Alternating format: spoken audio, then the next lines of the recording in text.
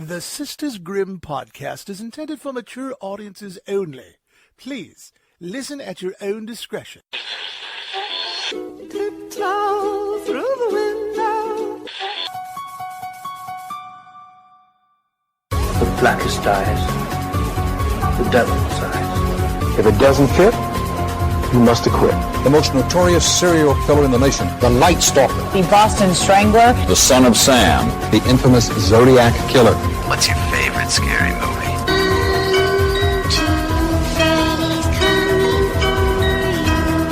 Hi, I'm Chucky. Wanna play? Get away from her, you bitch! Welcome to the Sisters Grimm podcast. How'd you do this? Show you. It's 2020, baby, and I'm all about getting in shape and going to the gym. And my new favorite gym accessories are my Studio 12 earbuds. We love Studio, and we've been talking about them for years. You don't have to be a gym goer to enjoy their 12 earbuds. With their wireless earbuds, you can now bring your music wherever life takes you and enjoy unrivaled sound that makes you feel like you're center stage. They are extremely cute, and they're ultralight charging cases. You can take them anywhere.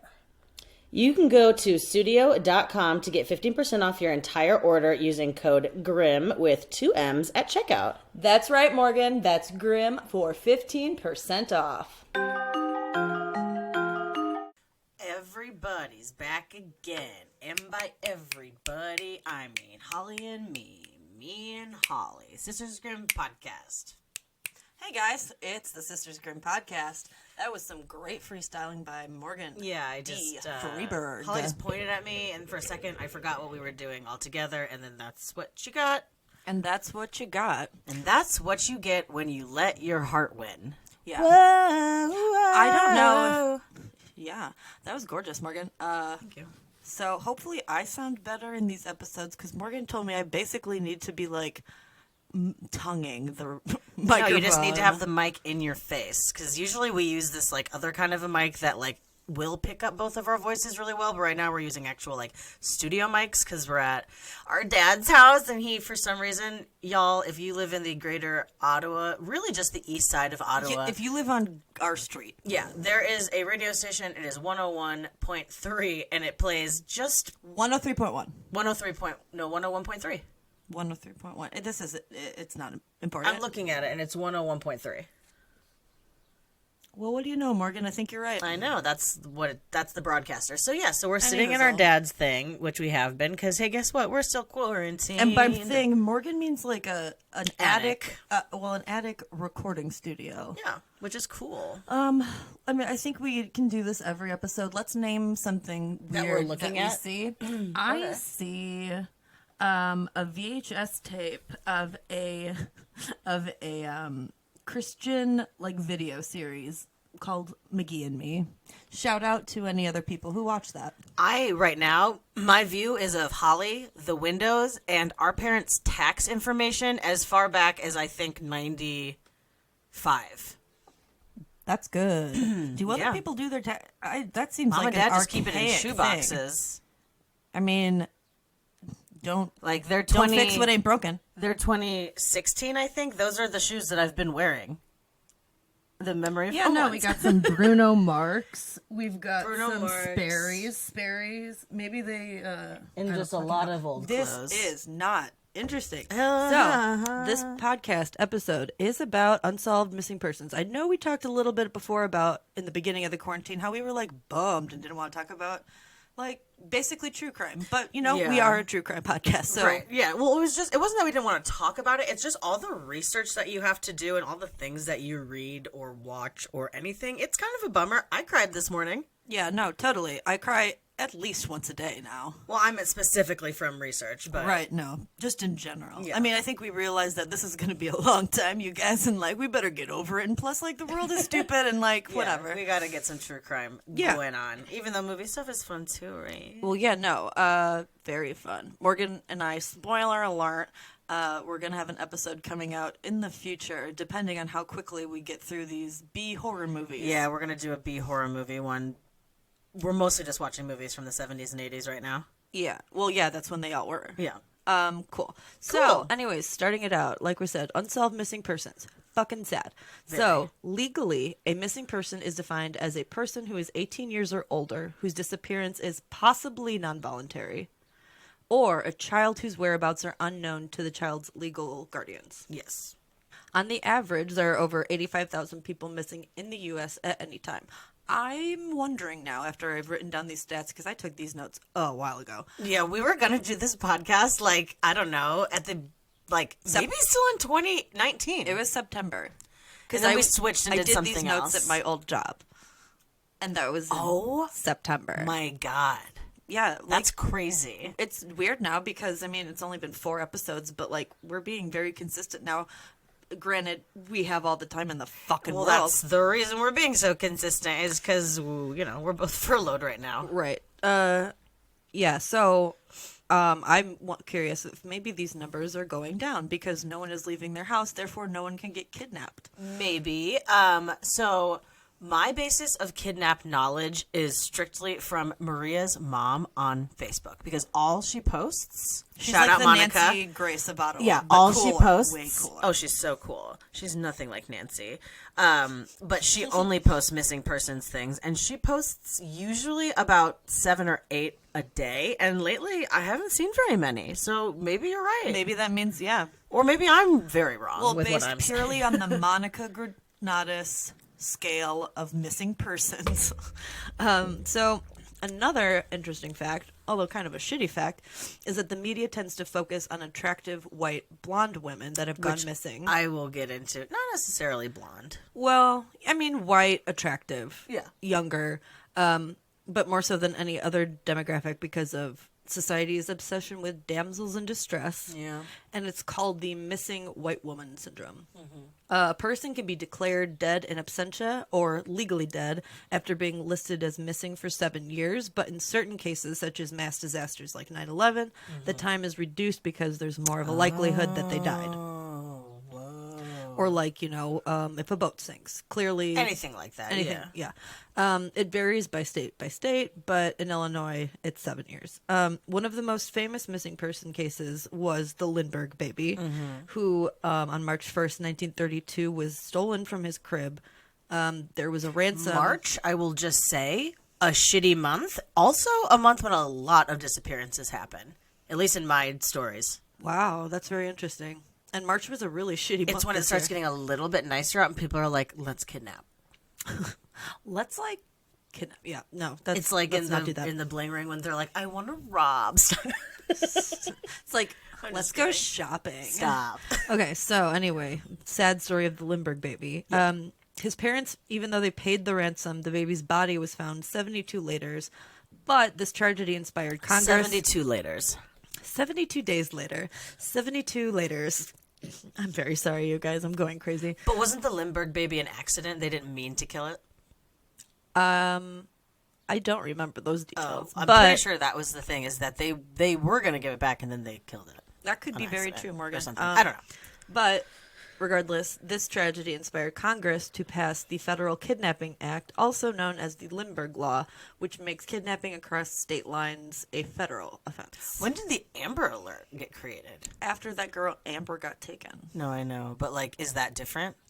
Yes. That is just that's letting the community know that there is a child missing. Yeah. There's also like silver alerts, and that's usually with some like an older person. Yeah. So this I thought was very interesting. The top 10 states with the most missing people are Arkansas, Hawaii, Wyoming, Montana, Idaho, Nevada, Washington, Oregon, Arizona, and the number 1 state, Alaska. You want to know why? Because there's so much open terrain. That's what I was thinking. There's so much especially Alaska. There's so much unlived area that no one's going to, that people are putting bodies. Yeah, Arkansas, they're just dead in the Ozarks somewhere. Hawaii, who the fuck knows? They probably fell off the island. Probably. Well, yeah, so much like people just in the ocean dead. Well, yeah, and Washington, vampires. Obviously. Oregon, hipsters. Kill them. I don't fucking know.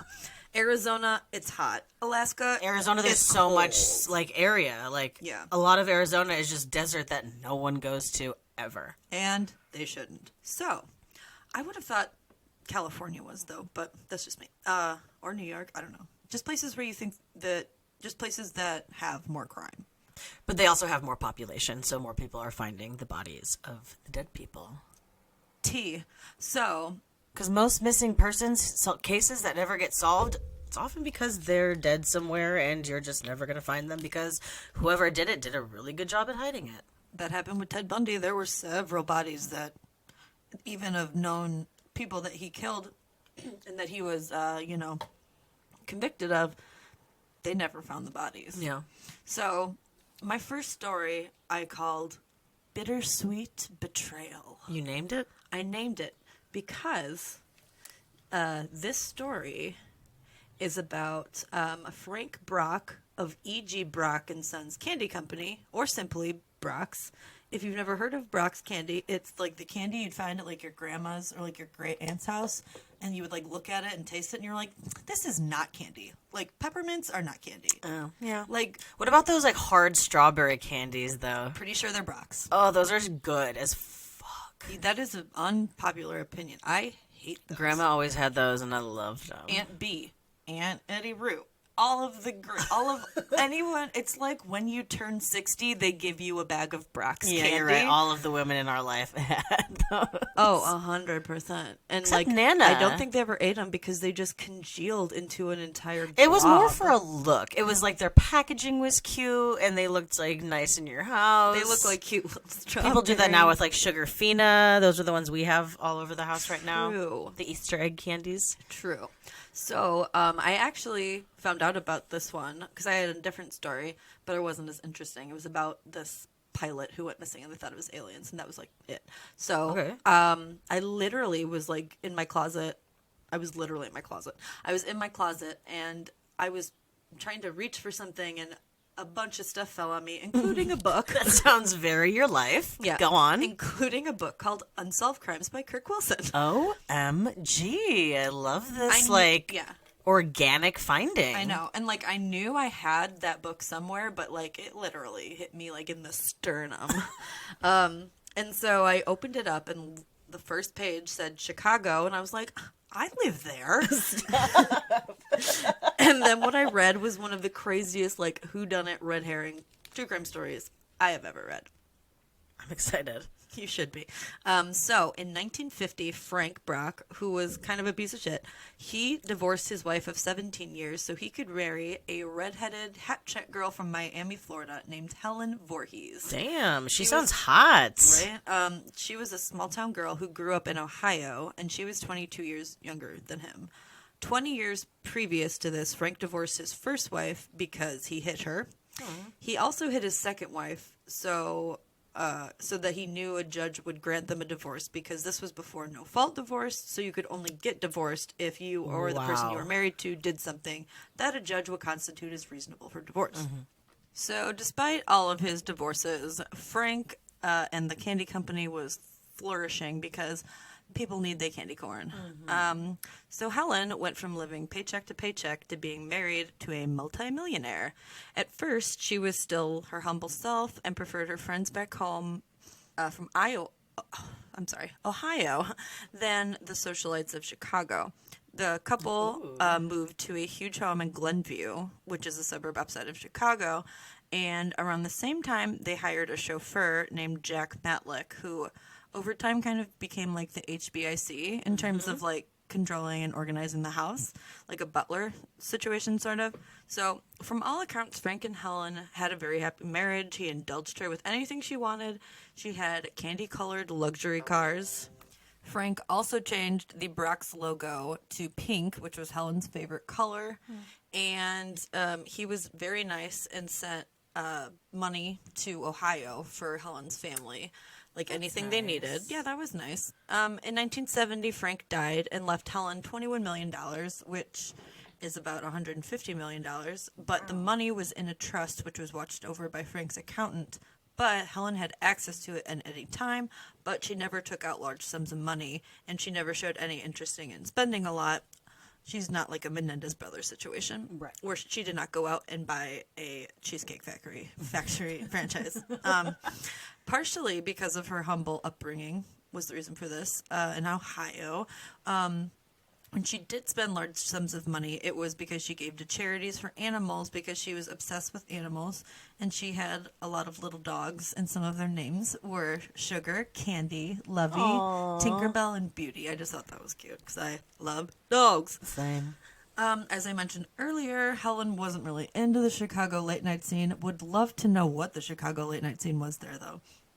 So she spent a lot of time at home, and when Frank died, she rarely left the house, and she stopped really doing anything altogether. So the chauffeur, Jack, took over all the household duties.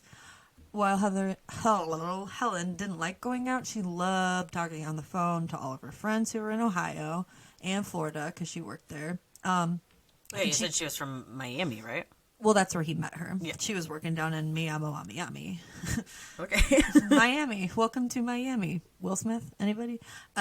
She also became very spiritual, and she would call psychic hotlines. About 3 years after Frank died, Helen began dating a younger man whose name was Richard Bailey. He raised and sold horses in Morton Grove, Illinois. I used to work there. Mm-hmm. Isn't that where Machete Girl happened? No, that was Niles. No, yeah, that was Niles by Skokie. Anyway. Any hoozle. I also didn't realize the horse racing world was so brutal. This is kind of like a Tiger King, but horses situation. Okay. A little bit, kind of. Tell me more. So, horse traders in the Chicago area at the time would have, like, bloody feuds with one another. They would burn each other's barns down. They would poison each other's horses, and sometimes people were killed.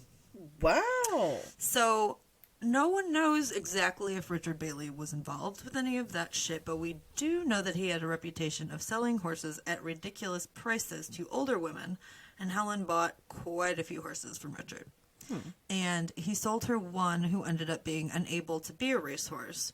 And one time she paid for a horse, and she never even got the horse. Yeah, that's why you don't do business with, like, your boyf. Helen was becoming concerned with her health, and she didn't want anyone in Chicago to see her going to the hospital.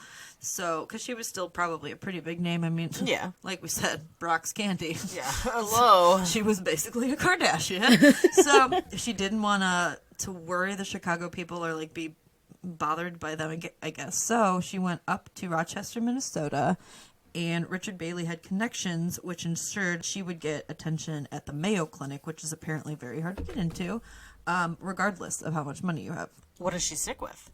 They don't say. Okay. Just like probably the Times. I don't know. Right. Who knows? Once Helen was told she was perfectly healthy, she started making her way back to Chicago, and she had reservations on a Northwest Airlines flight at 3 p.m. Her ticket was used, but none of the flight crew saw someone matching the description of Helen, who was very hard to miss because she was very tall, very fancy, and like I said, had bright-ass red hair. And probably gorgeous. And fucking Gorgina. Were there any photos? I didn't find any, but I bet there are, Morgan. Aw.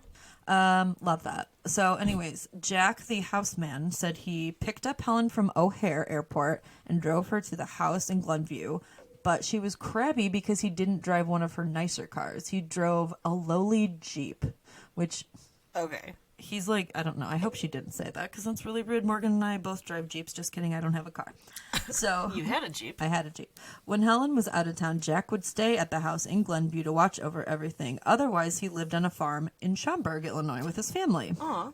As I mentioned before, Helen talked on the phone. No farms in Schaumburg now? I mean, maybe there are. No, there's just a bunch of people from, like, sports Malls. teams who live there. Malls, just the one. Right. Anywho, closed. Canceled. Yeah, all malls. So, like I said, Helen talked on the phone like all damn day, and though many outgoing calls came to the house, Helen never answered. Jack answered and would tell them that she was in the tub or unavailable. The only caller who claimed to have actually spoken to Helen ended up being unreliable because she was very old and had a very horrible memory. But in her defense, Jack was answering the phone and was probably like, "Hello, this is Helen."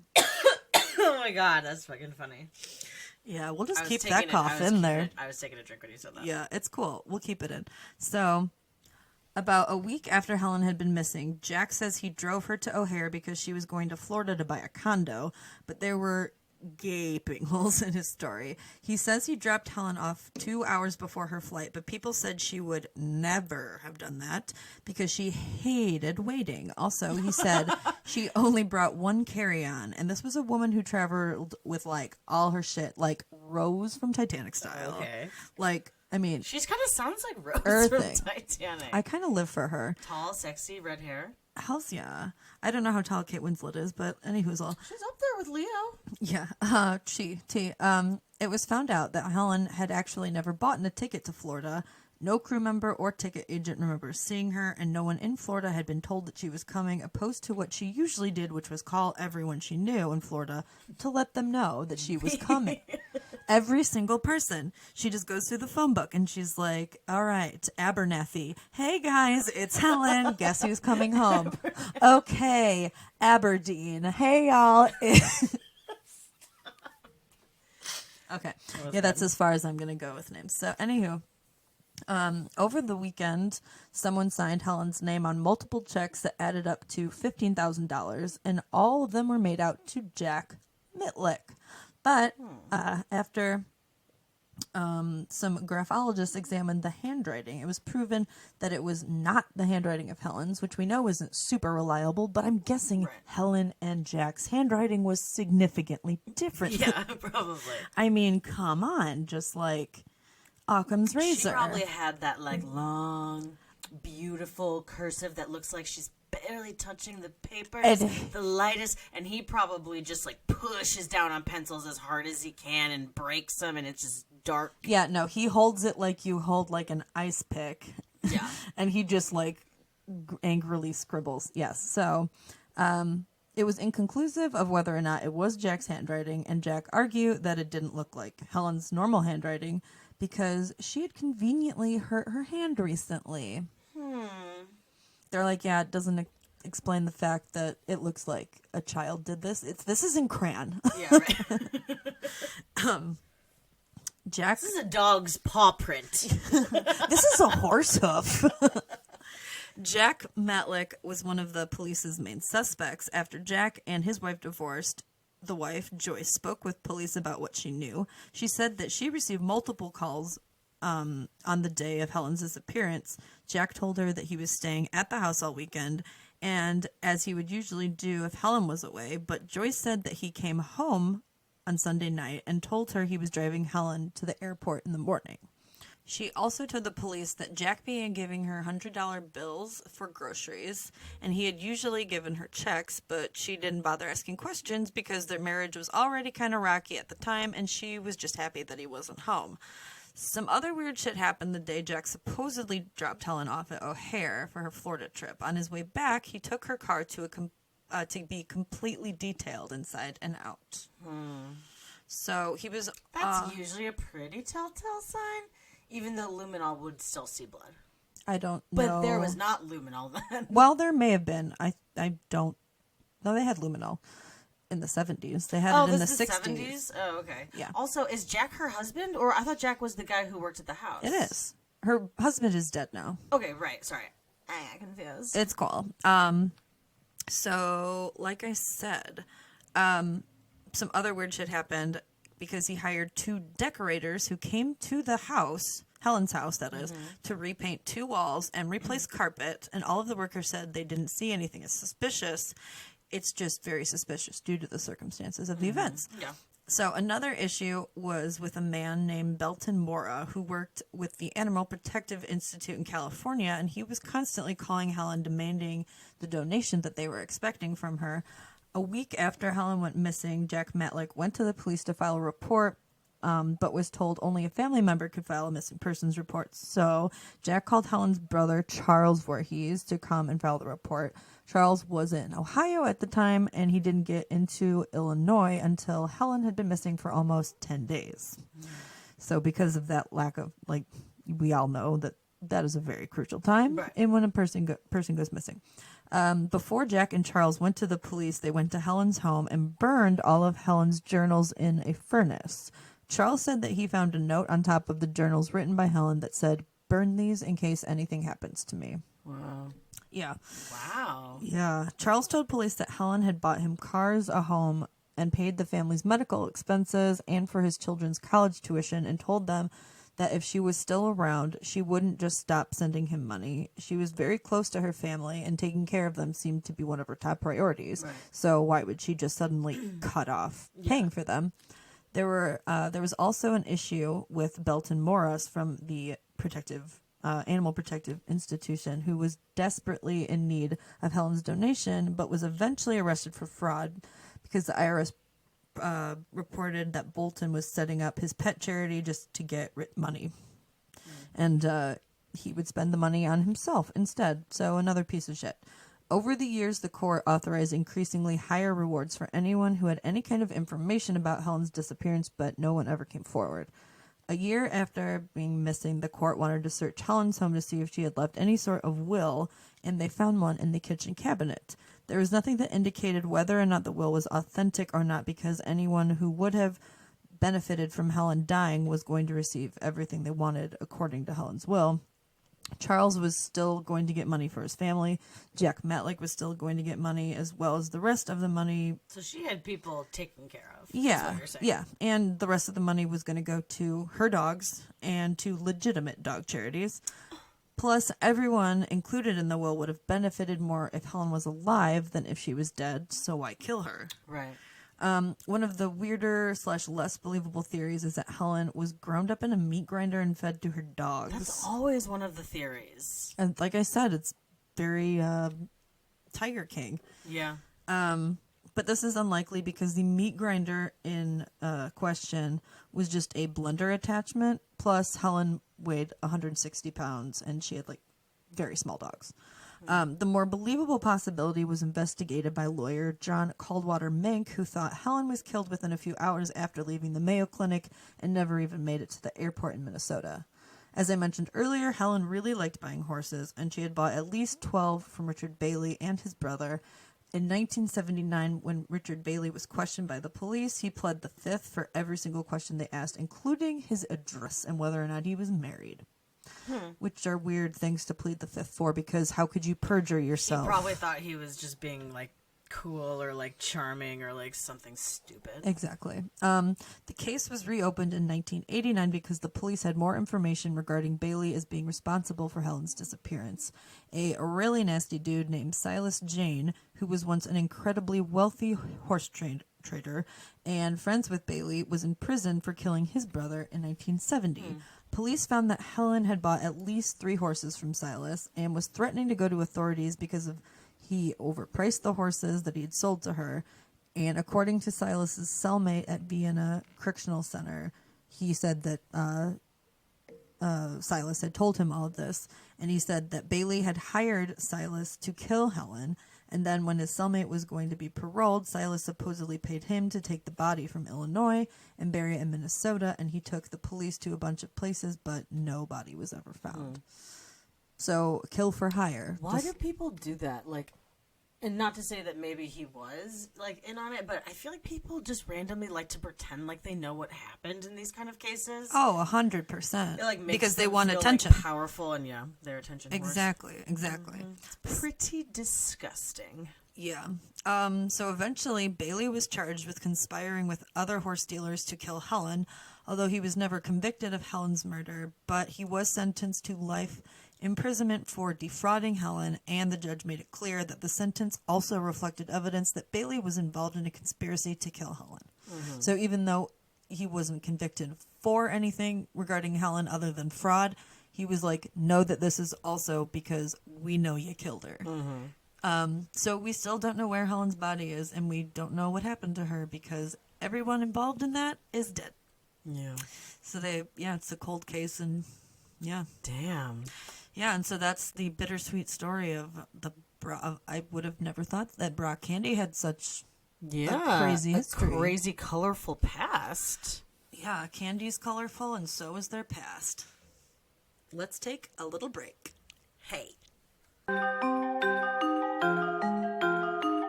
Are you working from home with thousands of distractions during the quarantine? Studio's 12 earbuds will be your best friend. The Tulf earbuds feature a graphene driver for enhanced sound clarity. They also have automatic pairing between the earbuds and your device. Tulf features a microphone on both earbuds so you can use them for conference calls or FaceTiming those you can't see right now. Get 15% off your whole purchase using our code GRIM. That's GRIMM with 2 M's, like I just said, at checkout for 15% off. That's 15. And we're back. Ready, Morgan? I sure am. So, the next story I'm going to tell is a very famous one, perhaps one of the most famous missing persons cases of our generation, for sure. Definitely. And that is of Natalee Holloway. So during this time period, like you were saying, this is kind of like the early to mid to even kind of the late 2000s. Right. People were getting really obsessed with true crime, specifically with missing persons cases. People loved like following them on the news. Like that was people's like entertainment, which is crazy, totally. but that's true. That's kind of how the whole true crime obsession really started in that time period because there were so many documentaries being made and very true. So much media coverage. And especially in the early 2000s, like you were saying, there was the missing white women were becoming really huge. Yeah, Chandra Levy, Lacey Peterson, who we talked about in this podcast, they both went missing in 2002. And people thought that they were so obsessed with these cases, almost to the point of exclusion of other missing persons cases. Totally. But none were more covered than Natalee's case. Because it's crazy, isn't it? It's pretty crazy. Let's dive in. Natalee Holloway was born October 21st, 1986 in Memphis, Tennessee, to mother Beth and father Dave, and had a brother named Matt. Friends and family called her Hootie Hoo Holloway. Aww. They said that she was an extremely remarkable girl, very intelligent and strong-willed, and she was a straight-A student, and she was supposed to go to the University of Alabama fall of 2005. What was she going to study? I think medical. I think she wanted to be a doctor. Oh, yeah. Man. In May of 2005, Natalee was on a senior trip for her school, and they went to Aruba, which is an island in the Caribbean. And on May 30th, 2005, Natalee was due to fly back home because it was only like a 4-day trip. Mm-hmm. She was due to fly back home from her trip, but never made the flight. Immediately, search parties began. Both her mother and her father, who were divorced now at this time, they came to the island to search. They literally brought all of their friends and family from Alabama with them too. And that's expensive. That's really pretty expensive. Well off. So that's good. Beth, well, at least they had who the we means stan, to get it. Okay. She remarried and definitely they were wealthy for sure. And so, like I said, they brought all of their friends and family to start search parties. They also gathered people from Aruba to help in their search party. Totally. Because people obviously really wanted to help. And they may have seen something. Right. And Natalee, both the parents were quoted saying, we thought we were going to get there, and it was, a really small island, and that it would be really easy to search. But, as soon as they got there, they're like, this place is huge. Yeah, because it doesn't seem that big. I think I saw something, and it's only, 6 miles across. Yeah, but it's it doesn't dense. sound big, but there's a lot going on. Yeah. Natalee was last seen at a Carlos and Charlie's in Oranstad, which is a bar on the island. The drinking age also in Aruba is 18, so they were obviously all drinking, kind of partying, having a good time. There's also footage of them gambling at a casino, which will come up a little bit more later. Okay. So Natalee was last seen driving off from Carlos and Charlie's. All of her friends saw her leaving with 3 men. The men were 2 brothers named Deepak and Satish Kalpo, and a boy named Johan Vandersloot. Oh boy, heard that Johan name before. Vandersloot. He, like I said earlier when I was talking about casinos, he was obsessed with casinos. He was obsessed with gambling, all of that kind of stuff. And like I said, when there's video evidence of Natalee in a casino, she's there with him. Oh. And, they had all of that information from the people saying that was the last person that she was seen with, as well as the, video evidence of them together. And that was enough evidence for the local police to, question him. And when they came to his parents' house that day, the same car that was the last car Natalee was seen in was in the driveway. Joran explained that he and Natalee had hooked up, but that he had dropped her off at the Holiday Inn that she was staying at, like, right in the front. He claims that when he dropped her off, she got out of the car, fell, hit her head, and then 2 security guards helped her, and he never saw her again. So he just left her with the security guards in his story? But this is the first of many stories that Vandersloot is going to tell. Oh, we have no idea what really happened. That's not good. Immediately, Natalee's parents attempt to file a missing persons report, like, as soon as they get to the island. However, the Arubian officials are basically like, don't worry, this happens all the time. She'll turn up. They always turn up. I hate that. Yeah, they did not take it seriously enough soon enough. That is, like, the number one thing. The Holiday Inn surveillance footage, once they viewed it, at no point ever did you see Natalee go in through the front that night. So we know that first thing was a lie. Oh, so she never even went... There's no evidence that she even went back to the hotel. There's no evidence that she was dropped off in the front, which is what they said happened. Oh, okay.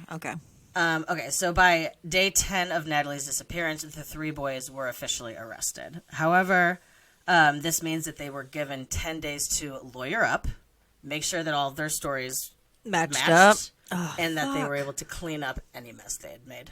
That's not good. Stupid. Yeah, that's really bad. So then the next story that Johan told was that he and Natalee went to the beach and that they were, like, hooking up, and he was also always very, like, gratuitous with his explaining of how, like, what they did when they were hooking up, to his parents, like, to her parents. That's fucking with the victim. It's disgusting. That's gross. He's very gross. I would like to point that out. I think so. But he said that they went to the beach, hooked up, whatever, and then basically that, like, they were so drunk and that she fell asleep and he couldn't wake her up, so he just left her there.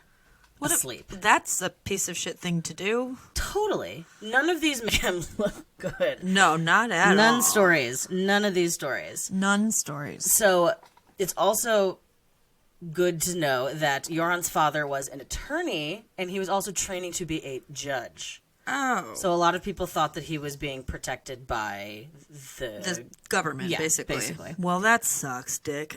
Yeah. And so, like I said earlier, this was an extremely sensationalized story, and people on the island of Aruba at first were obviously wanting to help. Like, they really wanted to help search. Yeah, totally. And they were doing everything they could. Like, they had huge search parties every single day, like, constantly looking for her. All over the island, but around this time when it was getting, like, so media heavy and, like, there were so many, like, news people there, they started getting mad and they were like, leave, like, we don't want you all here anymore. That makes completely sense. Do you what is the, like, terrain like in Aruba? So I mean, it's tropical, but also it's been, like, bulldozed. It's mostly just a lot of big hotels, big nice houses, also not so nice houses, you know, like anywhere. Okay. But it's beachy. Okay, for sure. Totally. I would say it's that of, like, Hawaii, but not as much because the whole island has pretty much been. I also don't know. I've never been there, but from all of the I watched, like, a lot of videos and they did a lot of, like, shots. It's beautiful. Right. It seems pretty touristy. But so, the continue. Aruban officials claimed that all of this media coverage really got in their way of being able to do anything about this. I mean, I get it. That is totally true, but yeah, I mean, but that's just what always happens. Well, not always, but a lot of the time. Right. And so, like I said, at this time, Johan, Deepak, and Satish were all in jail. However, there was not enough evidence to hold them, but only the 2 brothers were released. And they were actually never even charged. That's why. Really? So they all, I think, the brothers got, like, called in 3 different times. Okay. But every time they had to get released because they were never officially charged. And so because they were never charged, the people of Aruba also got really, really mad because Natalee's mom, Beth, was now starting to go on a lot of news shows to talk about things, and she kept calling them criminals. And so they were, like, basically taking it like, you are calling all of us criminals. They're not criminals. They have not been charged with anything. You can't call them criminals. Right. She can still call them that if she wants to. Totally, but the Arubian people were very not happy. I get it. Is what I'm trying to say. I get it. So something else crazy that happened in 2005 was Hurricane Katrina. Oh, no. Which happened in August. So Natalee went missing May 30th. This happened in August. And this obviously fucked everything up. Turned the tides, no pun intended, of media coverage. And now Natalee wasn't getting as much media coverage as she was, because every news outlet anywhere was reporting on Katrina. Of course, because it was like one of the biggest hurricanes we've ever had in the U.S. It was horrible. And everything involved with Katrina was, oh, God. I can't even imagine. Well, exactly. And so that all happened, and Beth was basically like, everyone just forgot about Natalee and like stopped caring. And I think at that time is also when they like kind of just like officially were like, well, they didn't like officially say she was dead, but they officially like called off the search for her. Okay, yeah. Or that it might have been later, but it was about that time. And then also around the same time, Jorhan was officially released from jail. Okay. Also never charged. And there was never enough evidence. There was literally like no evidence because her body was never found. Like, I think I'm sure they definitely checked the car, because I saw a video of them like taking the car in. But other than like, because I mean, they were like, yeah, she was in the car, but like, I don't think her blood or anything was in the car. Yeah, I mean, just because she was in the car doesn't necessarily mean that they killed her. Yeah.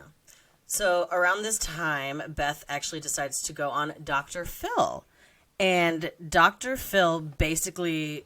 And also, Bob O'Reilly were very much so on the, like, wagon of, like, boycotting Aruba as Americans, because Aruba's, like, number one way they make money is tourists. Yeah. And so they were basically, like, starting a, like, boycott Aruba because they're not helping us, so no American should go to Aruba. Yeah, so that happened also.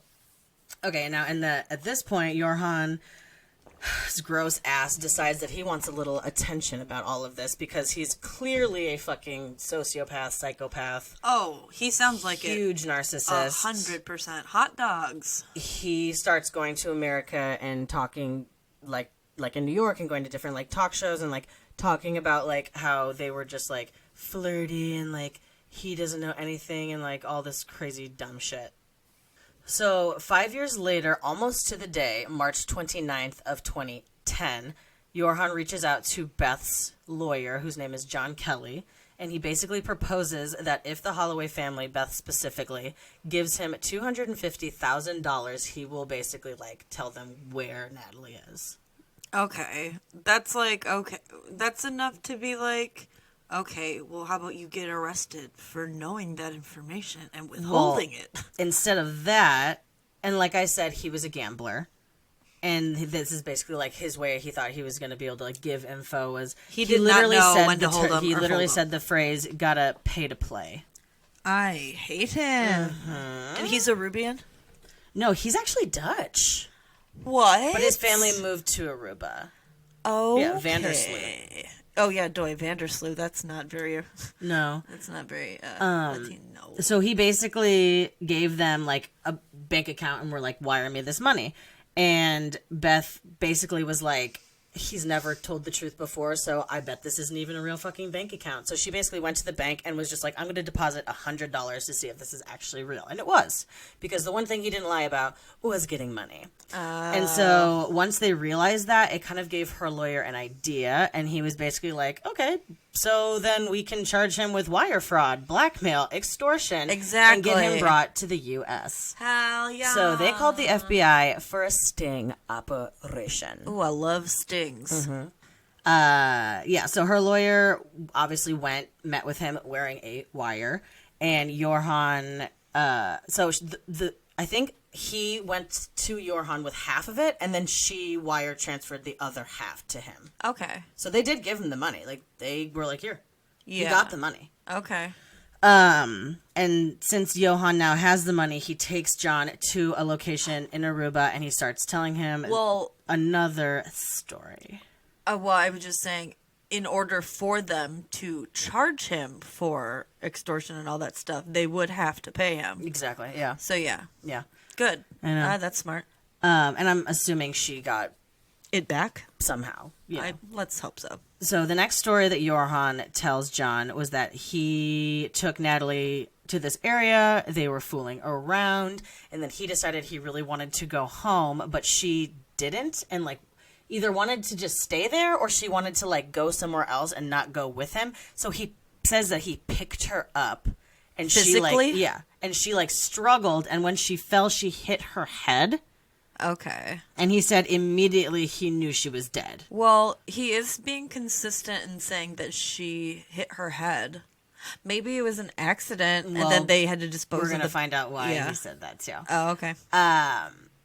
So then he basically turned, and he then takes John to this house, and he basically says that Natalee's remains are literally cemented under this house. And he blames his dad, who now at this time is dead. Oh, it's The convenient. dad who was going to be The judge. he died, and so he blames it on his dad. Or he basically blames at least the cover-up on his dad. Wow, that's a pretty shitty thing to do. Mm-hmm. Don't throw dead daddy under the bus. Yeah, and so then I guess like a week or something passes, and the lawyer gets an email, and he was basically just like, everything I told you was a lie. None of that's true. Yeah. Now this is where shit starts getting crazy. Not that it isn't already. Yeah, I was just going to crazy, say, this but- has all been pretty wee-wah. Okay, so they wanted to arrest him because they wanted to extradite him to Alabama because Beth is basically like, I want this motherfucker arrested any way he can be arrested. And if he's going to be arrested in Alabama, that's great. Good. Yeah. But with all of the money that he has from Beth, he flees to Peru. Do they not have extradition with America there? Well, they didn't know he was there. Oh. So he goes to Peru, and he starts doing his same kind of thing, aka gambling, going to casinos. And who does he meet? Where does he meet? Who does he meet at the casino? A beautiful woman named Stephanie Voorhes. Oh. Stephanie Voorhes was an only daughter, and her with like brothers, and she was like, her dad like loved her so much because he was like, well, he was a race car driver first of all, and he was also a politician, and she also like wanted to get into like being like in politics, and like she was really smart and like amazing. But Stephanie's body was found dead by an employee at a hotel called TAC, which is in Peru. Oh. If you're not gathering what I'm saying that Johan killed her. So this hotel had so many cameras. So there was literally no way for him to not be guilty of this. Okay. Obviously, the last place she was ever seen was from the security camera directly, like literally they had a security camera like basically at his door. Oh. Yeah. And you see her go in. You never see her come out. But you do see Johan come out. Oh, boy. So initially, when the police came in and saw the body, they thought that he had stabbed her to death because there was so much blood. But he had actually just beat her to death. Ew. Her face was almost completely unrecognizable, which is probably why he said Natalee hit her head, because he probably beat her head in. Yeah. I mean, I don't know, but maybe. It's a likely scenario for sure. She also had defensive wounds, which means that she Fought back. So hell yeah, sister, fuck him. But obviously his fingerprints were everywhere. His DNA was everywhere. Like blood. Yeah, pretty much. So Stephanie also really liked gambling. She had actually won like $100,000 or something like that. Hell yeah, Stephanie. And so they at first thought that he was, well, I mean, they don't know, but they thought that he probably was he did rob her. I mean, he took all of her money, all of her winnings. He took her wallet. He took all of her money. That's gross. And he basically, during the time of staying in the hotel, was trying to like build an alibi. Okay. So he, at one point, leaves the room and he goes to a place called Holly's Coffee. Oh, hey. Yeah. And then he came back holding 2 coffees as though he was like going to get 2 coffees. And then he tries to pretend to lock himself out of the room. You see all of this in the security camera. Okay. He basically tries to make it seem like he locked himself out of his room, so he asks one of the people to come, like, open it. He's thinking that they're going to, like, open it and go in and then find her body and then be like, oh, my God, this must have happened when I was gone. But the guy just opened the door and, like, walked away, and he was like, fuck. Holy fuck. Yeah. So, damn. Like I said, it was, or I didn't actually say this, but her death was exactly 5 years to the date of the day that Natalee went missing. Whoa. Because it happened March 30th, 2010. Wow. Which is also around the same time, I guess, that he was talking with the guy about getting the money or whatever. Uh-huh. So after the whole trying to build his alibi thing doesn't work, he obviously just leaves, and then the body is discovered. But during this time, he actually flees from Lima, Peru, because that's where he is right now, to Ica, Peru. Okay. And then once he gets there, he finds this taxi driver who seems like a great guy. His name's Willie. Love Willie. He was in the documentary that I watched. I also got a lot of this information from an ABC like special that's very much so about like Beth's journey with all of this. Okay. We love Beth. And so then he flees from Ica, Peru, and wants to go to another town called Nazca, which is a 2-hour drive from Ica, which I'm guessing is probably even further. Or I think it's a 2-hour drive from Lima, which is where he was originally. Okay. So Willie says that after he dropped him off at the bus station in Nazca, he was, I guess, like parked in the same spot, and he comes back, and he's basically, because he told him that he wanted to go there to like meet up with a group of friends that he was traveling with, and that's where they were, so he needed to get there. Then he comes back to the car, because he had dropped him at the bus stop. He comes back to the car and was basically like, I didn't like find him. Whoa. Or my friends aren't here, they left me. And so he paid $100 for that first 2-hour ride. He then says that he wants Willie to take him to Tacna, which is basically on the border of Peru and Chile. And so that's about like a 10-hour drive. Oh, and he's basically like, wow. I will pay you $500 American, which to them is a lot of money. Yeah. And so then Willie and his brother Oswaldo, they take him there because they both are like taxi drivers in Peru. They both claim that he smoked a lot. And he kept rolling down the window to smoke, and he kept being like, are we almost there? Are we almost there? Are we almost there? Like, he was very like... Like, I hate the smell of cigarettes? Or weed? No, he was saying... Johan kept being like, are we almost there? Are we almost there? Oh, okay. But they were like, I guess at one point they were like, why are you smoking so much? And he was like, it's my thing. It's my thing. Fuck him.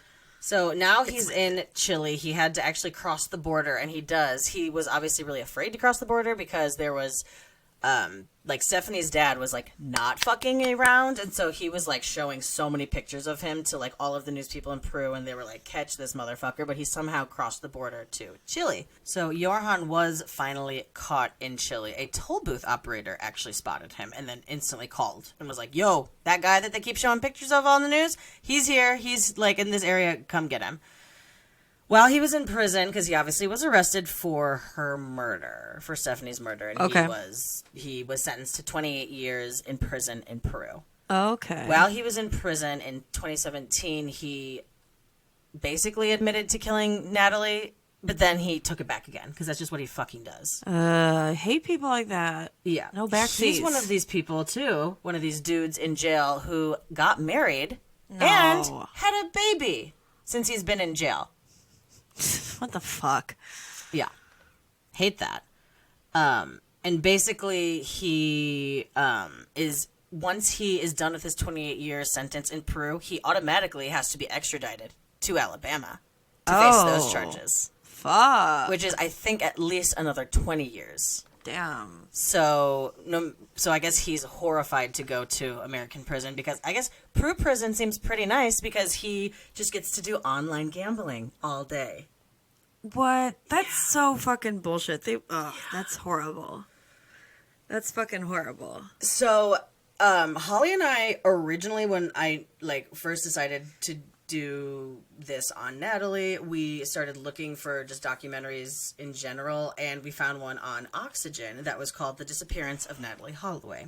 This one follows her father, and he's basically been told, I'm not even going to say the dude's name because like when we were talking earlier about those people who just want attention and they just pretend like they know things that they don't, this guy is basically that, and I don't want to talk about it anymore. I don't want to give any more praise fuel to the him fire. Or anything. But Beth is suing Oxygen and the producers of this specific show documentary because during the filming, basically they got the dad Dave, who also, I mean, I don't blame him for doing this documentary. I think he wants answers, and I think he thought he was going to get them. Exactly. And he basically, without Beth's knowledge of the show, asked for her DNA sample because they thought they had found female remains in Aruba. Oh. And so without her knowing that, she got her DNA. But They can't The reason do she's that. suing is, well, that, and also because it was all bullshit, and it was a pig's skull that they had found. Are it you was not fucking a me? woman's remains. They did it all for the show. It was all fake. And she's basically suing them for, like, lying and for, I don't remember exactly what Yeah, because because that's not a reason to think for the, that's really unfortunate. Sad. Yeah, but like I said, he is going to be in jail for 28 years in Peru, and then he has to be immediately extradited to Alabama for the wire fraud blackmail, and so he's going to be in prison for a long time. Beth has now officially come to, like, peace with everything. She believes that she knows that Natalee is in heaven, and that she has found peace in that. But I guess another thing that now Johan is saying is that he sold her into sexual slavery.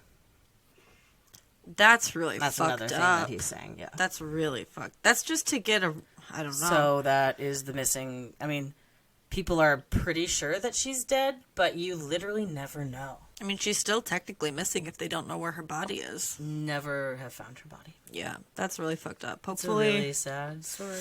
it is. And I just think about her mom and her dad, and that's what, like, made me cry, because...